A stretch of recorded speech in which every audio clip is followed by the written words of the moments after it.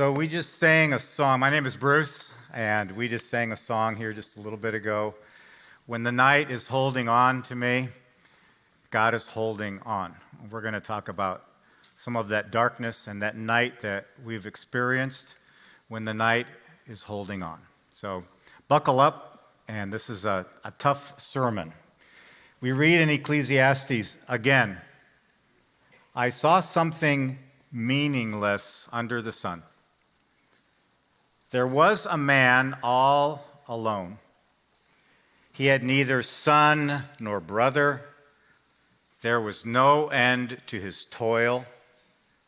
Yet his eyes were not content with his wealth. For whom am I toiling? If you need a Bible, we're going to be in Ecclesiastes chapter 4 today. I invite you to turn there. We find this man who is all alone, and Solomon is going to be talking now and giving us a warning about the stark dangers of isolation and loneliness. You wouldn't think that perhaps someone as successful as Solomon, as rich, as powerful, as famous as Solomon would struggle with something like loneliness, but he, as the top dog in the nation, constantly repeats his frustration in Ecclesiastes chapter 4. It's meaningless. It's all vanity. It's like vapor. We come to his journal entry, and he talks about the utter emptiness of those who have made it to the top, those who have everything they might need and more. And this is the lonely whine of the top dog. But I don't think loneliness is a problem just for those who are on the top. We all in America have been very successful. We have all we need and more. This will resonate with us as well. And there is certainly an epidemic. If loneliness was a problem 3,000 years ago with Solomon, it certainly is today. There is an epidemic of loneliness today, especially since COVID. Just on Wednesday night, on the NBC Nightly News, the Surgeon General of the United States reported in on a study that he did. This study is called Our Epidemic of Loneliness and Isolation. And the Surgeon General said this, that widespread loneliness in the U.S. poses significant health risks. And he lists a bunch of them, including death. Here's what he says, and I quote, the mortality impact of being socially disconnected is similar to that caused by smoking up to 15 cigarettes a day, and even greater than that associated with obesity and physical inactivity. Can you believe that? Isolation and loneliness is just as bad as smoking 15 cigarettes a day. And guess what? The study goes on to say that over 53% of older people today suffer chronic loneliness every day. They just need someone to talk to. And those statistics came just before COVID, so we know it's even worse now. But Solomon saw it coming. I want to read to you the first 8 verses, and just follow along on the screen because I'm going to read it out of the Good News translation, which is just a little bit more simple to understand because he's wrestling with some deep concepts here. Here we go. Buckle up. Then I looked again at all the injustice that goes on in this world. The oppressed were crying, and no one would help them. No one would help them because their oppressors had power on their side. I envy those who are dead and gone. They are better off than those who are still alive. But better off than either are those who have never been born, who have never seen the injustice that goes on in this world. I've also learned why people work so hard to succeed. Why? It is because they envy the things their neighbors have, but it is useless. It is like chasing the wind. They say that we would be fools to fold our hands and let ourselves starve to death. Maybe so, but It is better to have only a little with peace of mind than be busy all the time with both hands trying to catch the wind. I've noticed something else in life that is useless. Useless. Here is someone who lives alone. He has no son, no brother, yet he is always working, never satisfied with the wealth he has. For whom is he working so hard and denying himself any pleasure? This is useless too, and a miserable way to live. What a miserable way to live. So some things ought to be. They just ought to be, but they never will be. Some things should be, but they aren't. Solomon is saying that in these first 8 verses, they should be required reading for every graduate from every school of business in America. Read this week in Chuck Swindoll. He thinks we should put Ecclesiastes 4, 1-8, here it says the Wall Street Journal, and we should print Ecclesiastes 4, 1-8 as a warning of the perils of success. I know what the Surgeon General says about smoking, right? I remember when I was an early teenager, there I was in Italy, a missionary kid. I was around 13. I didn't want to be a missionary kid. I didn't want to be a pastor's kid. I didn't want to be in Italy.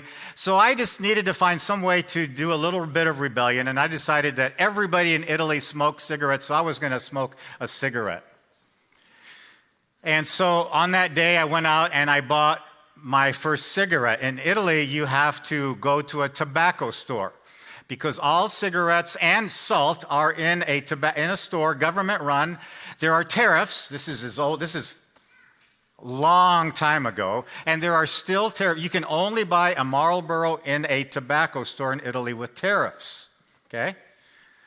So I went in and I bought one cigarette. No stinking filter needed. And I went out back in the field and I lit that thing up and I took my first puff and I coughed.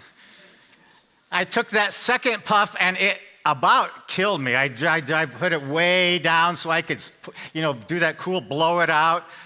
And I was coughing and I tried one more puff and I was getting sick to my stomach. And I rather quickly decided that I maybe needed to find another vice that I could show my rebellion in, something else. So that was my first and my last cigarette ever. When was the first time you smoked a cigarette? You know you did. I asked somebody in this group, he says, did you mean weed or cigarette? All right, so turn to the person next to you and say, when I smoked my first cigarette, tell them right now, say, I never smoked. Right now, tell them when you smoked your first cigarette. All right? I know you're lying right now, all right? You know what's on the pack of every cigarette? There's a warning. You've probably seen it or you've heard about it. There is this warning on every year it gets a little bit bigger on the pack. It says this, the Surgeon General has determined that cigarette smoking is what? Dangerous to your health, right? Now, we all just ignore those warnings, right? We seem to just blow right past them. We pay no attention. So finally in Europe, they have come out now, years later, with this on every cigarette pack. This is on there. I have a picture of it. Right? In Italian, in the middle, on the bottom, il fumo uccide, which sounds sing-songy. Italian, it's romantic, who cares? And the other one, the German, Rauchen ist tödlich. I don't speak German. I don't know if that's how you pronounce it, but it sounds scary. I should not be smoking this thing in this pack, right? By the way, you're paying tariffs on that in Italy. You pay double the money, right? Chuck Swindoll says that warning, there's a warning like that ought to be printed on every diploma of every high school student who graduates. It should be on every pay stub you give every pay period. It should be on every raise, every pay raise. This warning should be there. It should be on every success that you climb the ladder, on every promotion. You should be reminded these words. And this is the warning in the words of Chuck Swindoll. Warning.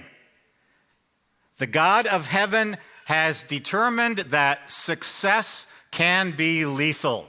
We should know that. That's what Ecclesiastes 4, 1-8 is saying.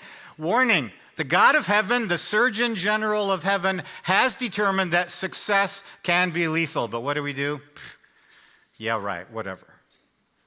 You see, Solomon's vantage point comes from the top, and he is looking down. He's looking down at his kingdom. He's looking at life apart from God. He's looking at life under the sun. That's the phrase in Ecclesiastes. And as a king, his life is full of elegance and opulence and excess and lavish affluence. I mean, the guy has it made, and yet he is admitting that those things don't even begin to satisfy him in the way he thought they would. Actually, they had led to isolation.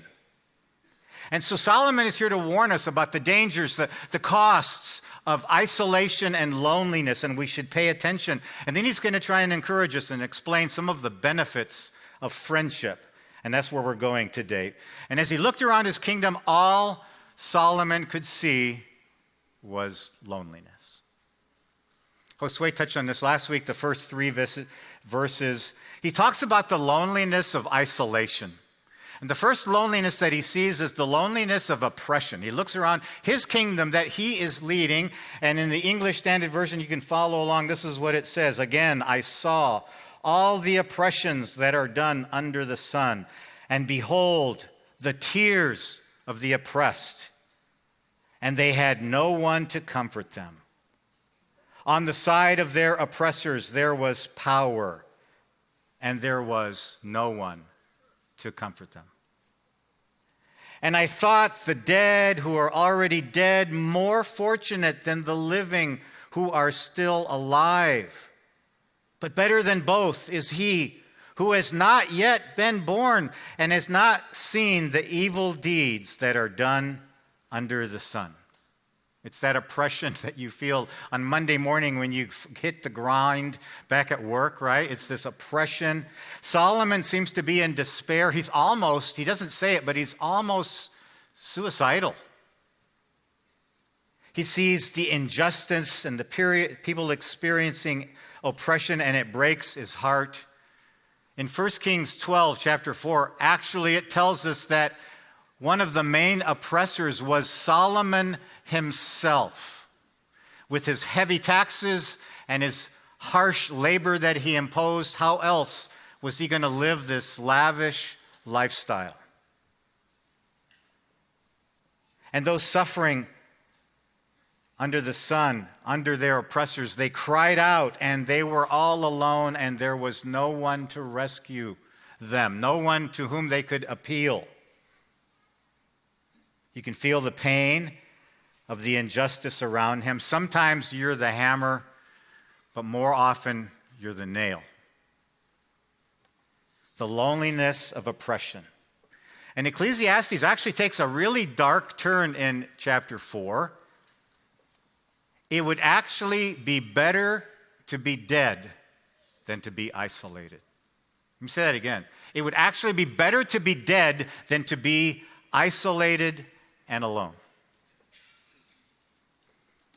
Worse than that, it would have been better not even to have been born than to suffer this loneliness and oppression in our world. Have you ever thought that as a parent? Like, what have I done bringing my kids into this world? It's getting harder and harder every generation that goes on. What a terrible statement that he makes. What a horrible picture of how terrible isolation can be. In the words of Pastor J.P. Pokluda, how awful it is to find yourself by yourself, not in a moment, but in life. Let me say that again. How awful it is to find yourself all by yourself in life.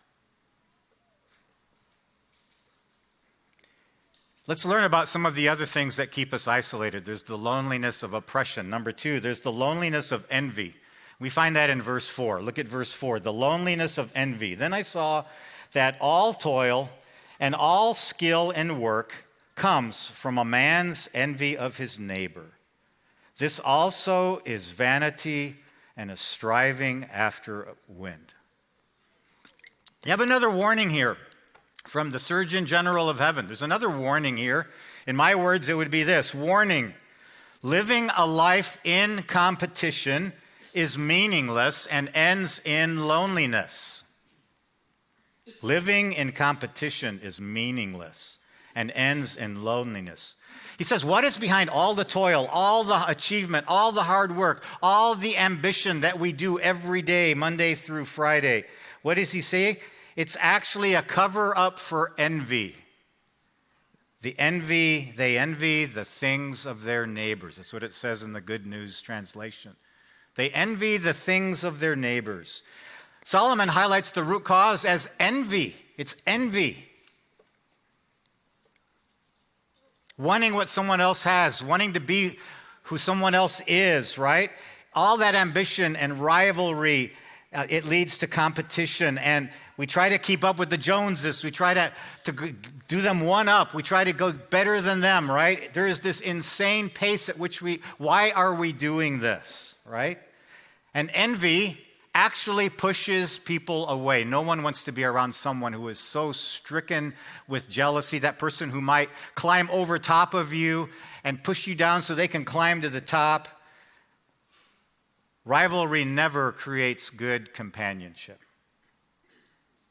It can drive us to isolation. And so if you have envy on one side, he says on that side, that's one extreme. On the other extreme is something called laziness. And that's in verse 5. There's the loneliness of laziness. The fool folds his hands and eats his own flesh. That's the English Standard Version. In the NIV, fools fold their hands and ruin themselves. What's he saying? He's saying that everywhere in Scripture, when you hear about folding your hands like this, right, it's a sign of laziness. The next thing that keeps people isolated can be laziness, which leads to ruin and destruction. Someone eating his own flesh, it's self-cannibalization. We're hurting ourselves, right? So we've experienced this in the workplace when someone just doesn't carry their weight, their own weight, right? They don't fully do their job, right? They show up late. They don't do the hard work. They don't finish their task. They wait for you. It's really annoying. It leads to resentment. It does not lead to teamwork. It leads to more isolation and frustration, right? They're just there for the paycheck. Come on.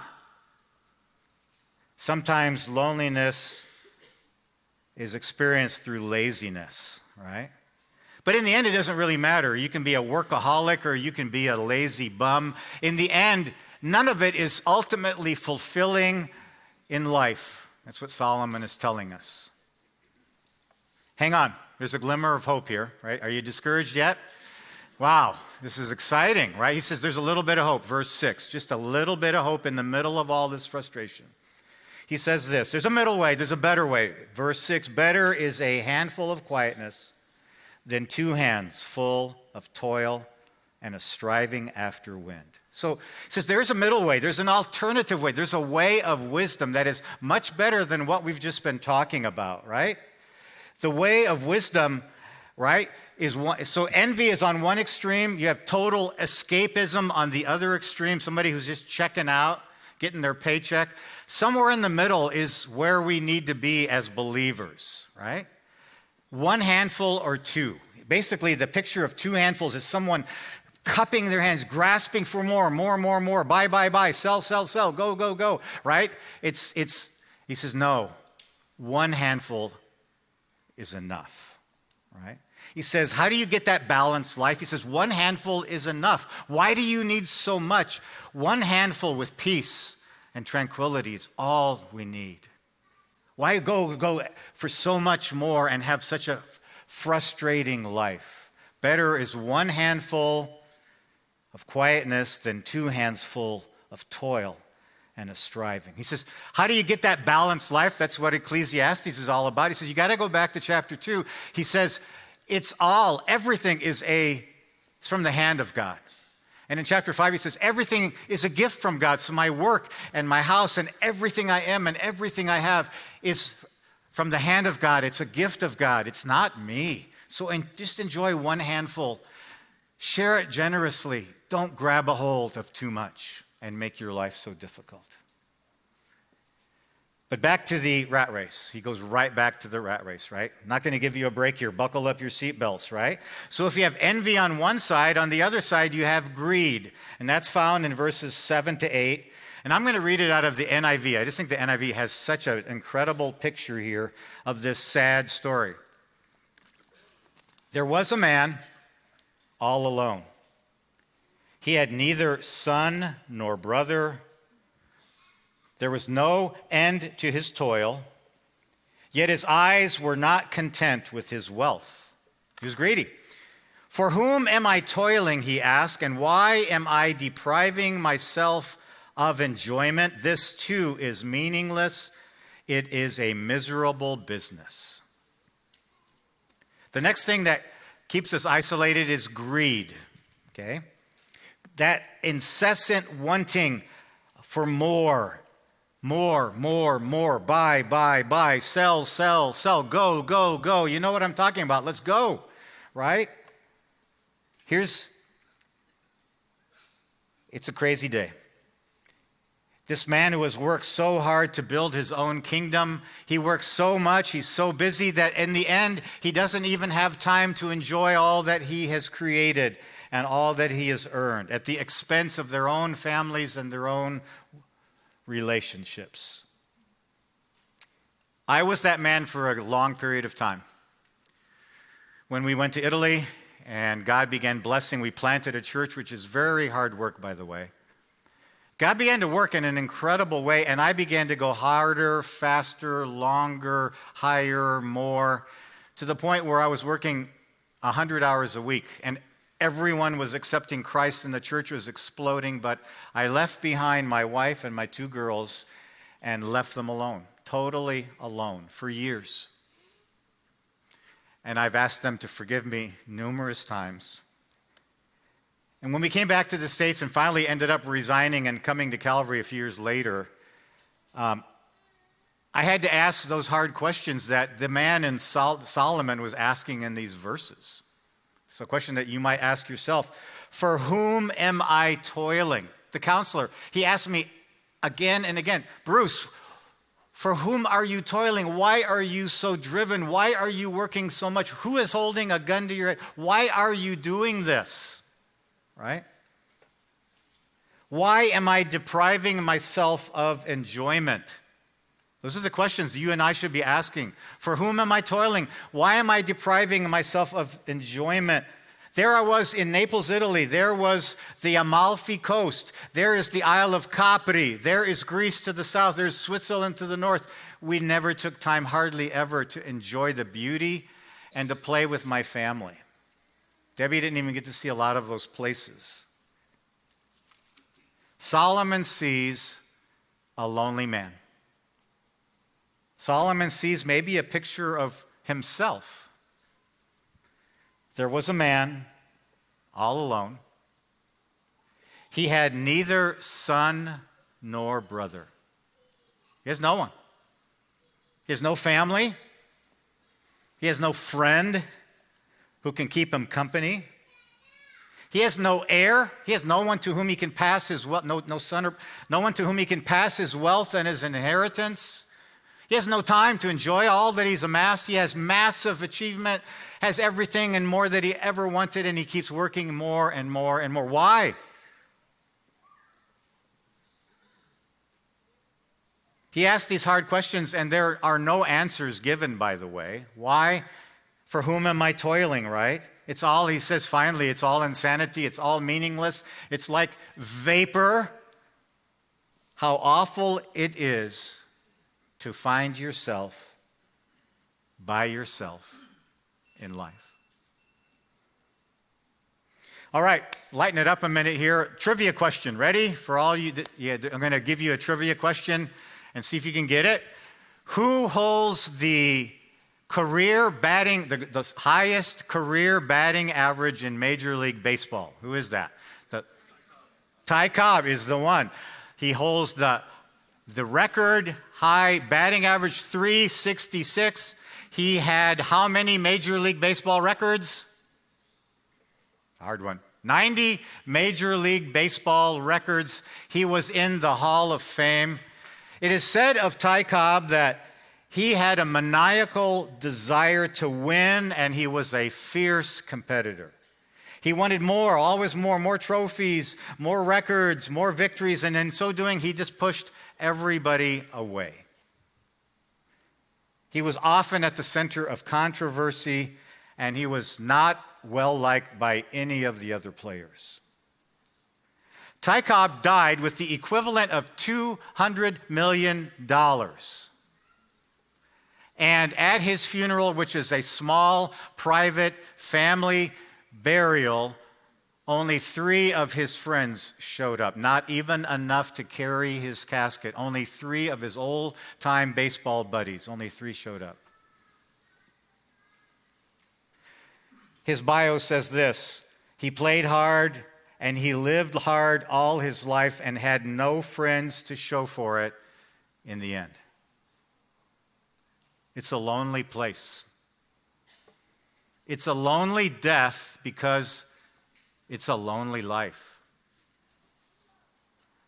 And as we look at the life of this lonely man in chapter 4, verse 8, this man all alone, we see there's another warning here, right? Are you picking up? I'm giving you lots of warnings here. Solomon is. He's saying this, warning. If God isn't in first place, you can't handle success. Do you believe that? Warning. The Surgeon General of Heaven has said, if God isn't in first place, you can't handle success. And every one of you in this room, we have more than anyone else in the rest of the world. That's why they want to come here. We are successful, and yet, if you don't have God in your life, you and I, we cannot handle that success. We can't handle it. Not Ty Cobb, not King Solomon, none of us who are running this rat race called life.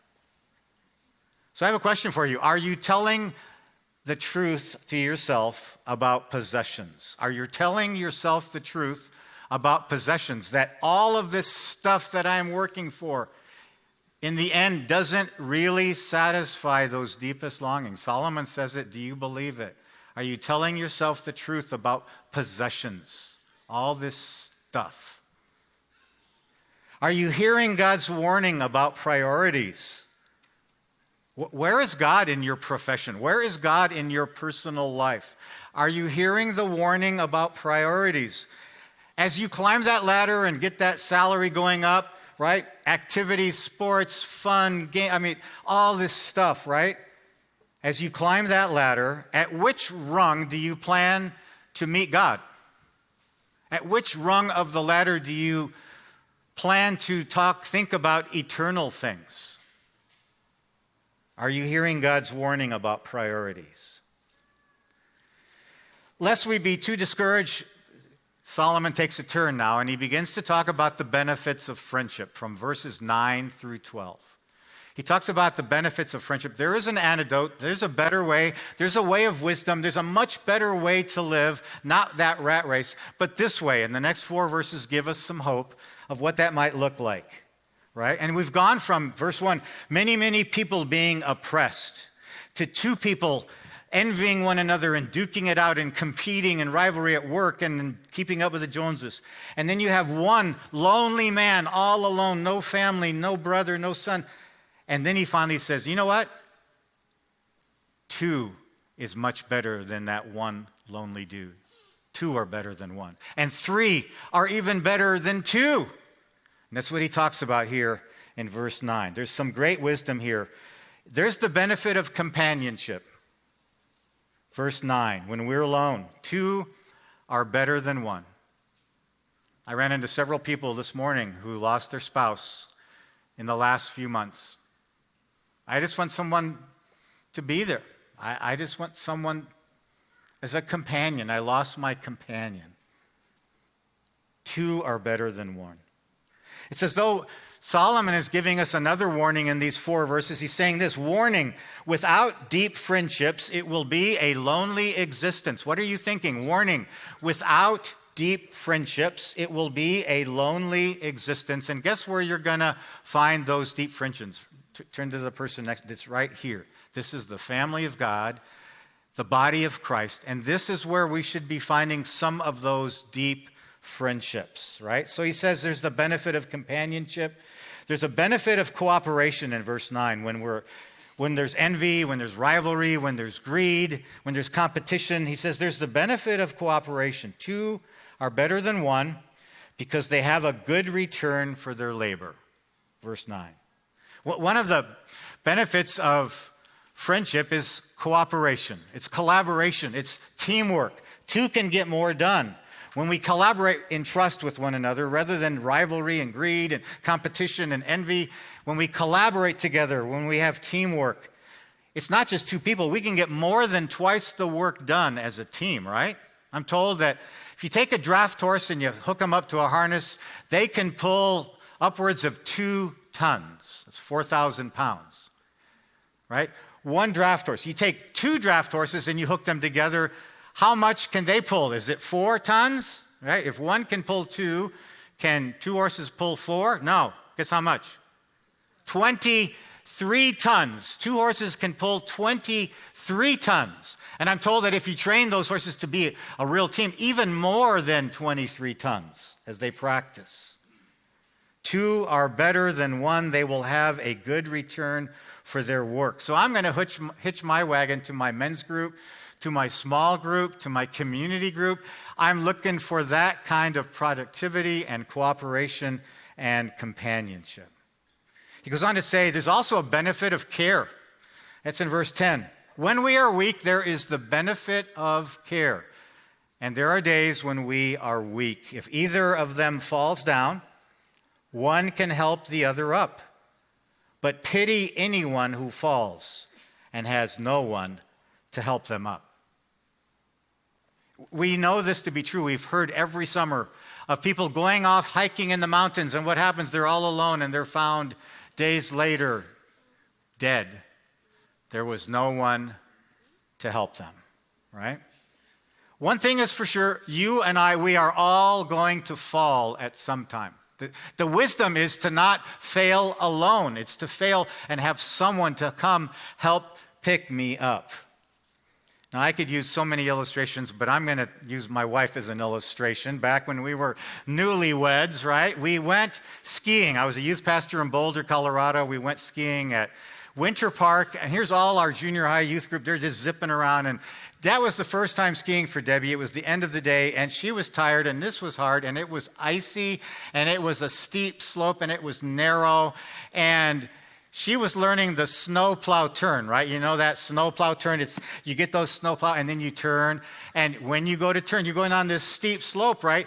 And when there's a moment of critical, like right there, if you don't keep pushing and turning, what happens? You're going down the mountain faster and faster. Debbie, slow down. I can't. You got to fall. You got to fall. I can't fall. So she falls down, and then she cannot get up. I mean, you're all tangled up, and you know those clunky boots.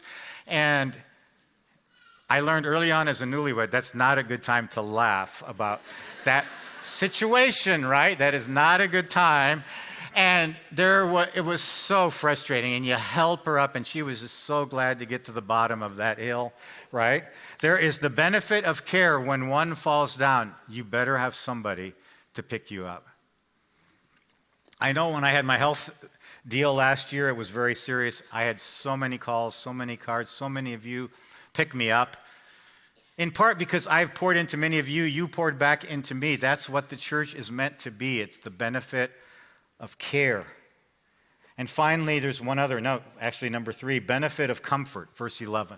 There's a benefit of comfort when we are vulnerable. Also, if 2 lie down together, they will keep warm. But how can one keep warm alone? Can you ponder that philosophical question? How can one keep warm alone? He uses the idea of physical warmth as his illustration, right? Okay, time for honest confession.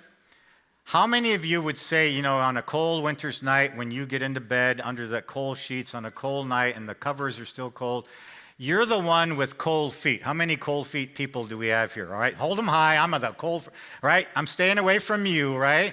We need something better than cold feet, right? What about you're the blanket hog? When you're cold, you turn over and you pull all the covers. How many blanket hogs we got here? All right. We don't like you, right? I remember when I was in that stress camping thing, I was 18, 10 guys I never knew from Adam. We were camping together one night in upper Wisconsin. It was freezing cold, and we all piled into one little sleeping bag area, and we just huddled for warmth, right? But it's more than physical warmth. I think what he's talking about is relational warmth. That's what he's talking about.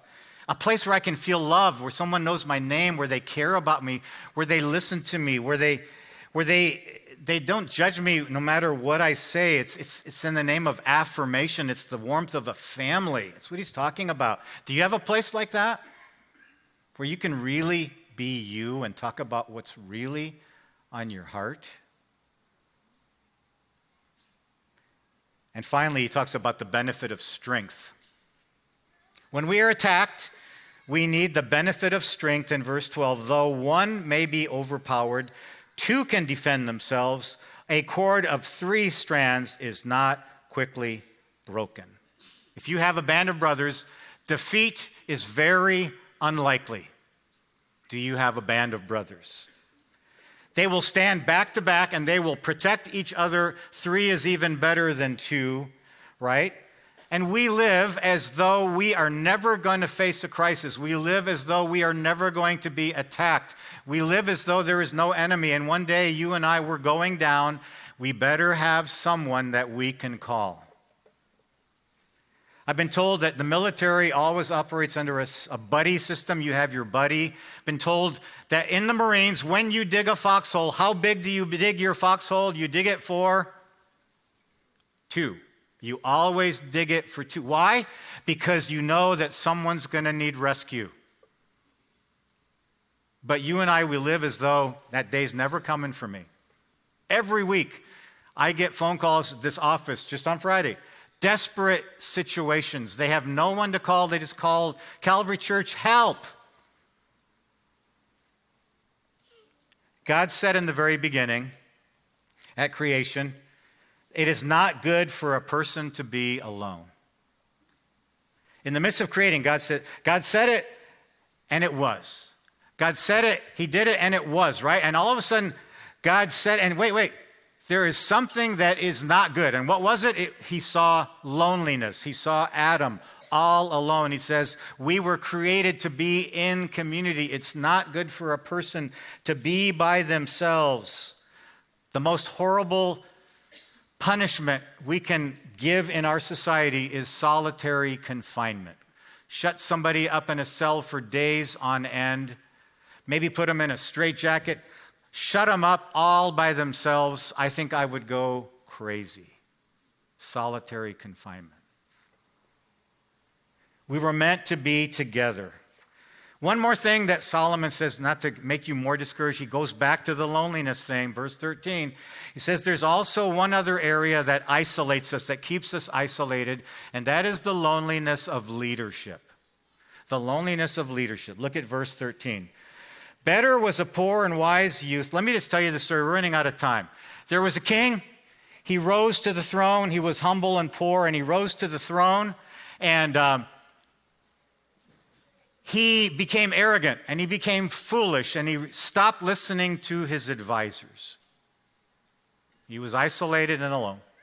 A new young king comes along. He's a poor guy. He's humble origins. He comes and he takes over the kingship from that old king, and everyone cheers for him, and everyone flocks to him. And in time, that young man also becomes arrogant and isolated and alone. And the cycle continues. And the political parties swing from one pendulum to the other. Solomon says that one of the loneliest places is at the top in leadership. Many people spend their lives climbing to get to the top, and when we get to the top of the pyramid, they realize that there's no one else there. Just ask any full bird colonel, ask any president, ask any CEO, ask any business leaders. When you are a leader, you open yourself up to criticism. You are always often misunderstood. God is pointing us to something from Solomon's rise to the top, and he says, leadership is the loneliest place, community is essential to pursuing God. We face hard things. You go to school, you have this beautiful school, and then a kid comes and bullies you, right? You get married, and it's the happiest day of your life, and then you feel isolated from the person, and you're just roommates, and you lose that friendship and intimacy, and then you go through a miscarriage. You've got family, which is hard enough to pull together, and then you have a prodigal son who cuts you off, or your parents die young. It is hard. Work can be exhausting. And then you face infighting and jealousy and even a pink slip, and you feel all alone. And Solomon is saying, this is not the way we were meant to live. There is so much better way to live. 2 are better than 1, and 3 are better than 2. This is our family. This is our body. This is the body of Christ. We have a mission together for Jesus Christ. We have brothers and sisters. This is your family. And we need to lean into this and make this a priority. This fall, we're going to be talking about what it means to be a follower of Jesus. We're going to start some new community groups. Half of you approximately are in community groups. Half of you are not. I'm going to beg you, as we start new groups this fall, that you would consider finding one group and making it a priority. Ladies, go to that table thing. Find a group to join. Make some time. Men, do you have any friends? I'm talking to men now. The statistics tell us men have many acquaintances, very few, if any, friends.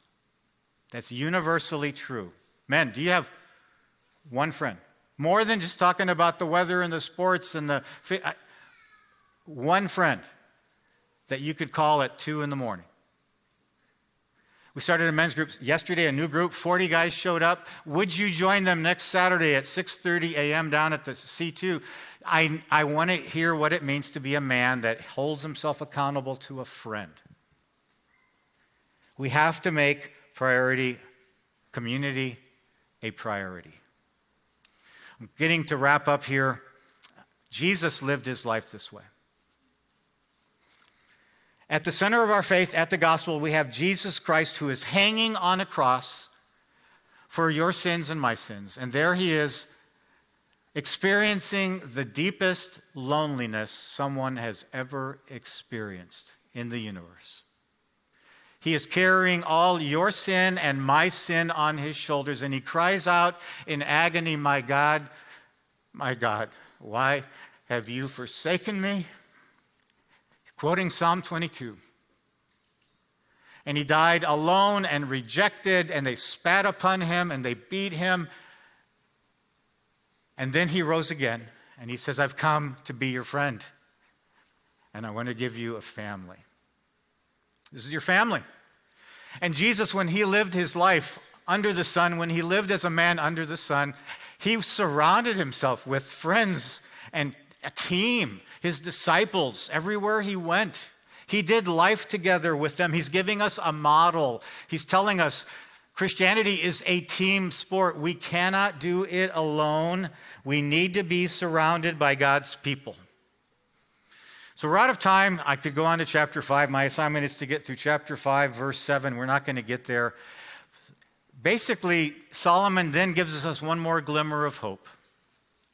Not only is Jesus the answer for me to have a friend in Jesus, God is calling us to a call to worship, and Solomon invites us to come to the house of God every week, and he talks about this prayer that we need to be doing, right? And in that call to worship, there's one more warning that I want to read to you. Warning, no superficial worship allowed in church. Listen up, keep your vows, fear God. That could be a summary of the first 7 verses. Warning, no superficial worship allowed in church. Why are you here? Right? No rash vows. He says, listen up. Don't talk so much. Listen up. Keep your vows. If you vowed to be married, keep it. If you vowed to dedicate your kid to the Lord, keep it. Whatever vows you made, better not to make vows than to make rash vows, superficial worship, be serious about it. Listen up. Keep your vows. And he ends with, therefore, fear God. In the end, fear God. So let me walk us through those as we meditate, as we close today. And I'm going to invite the band to come on up and close us off today. I think what Solomon is saying, first of all, we should make worship a priority. Fear God.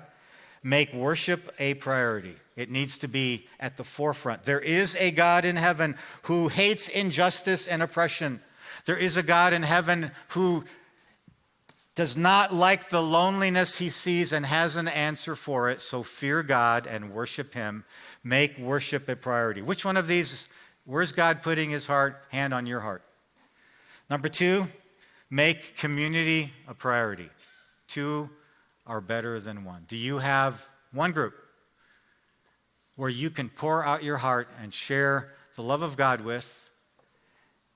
Warning, without deep friendships, it will be a lonely experience, a lonely existence. You want a friend? Go be a friend. Go find one right here in this room. And finally, this is one for me. Slow down.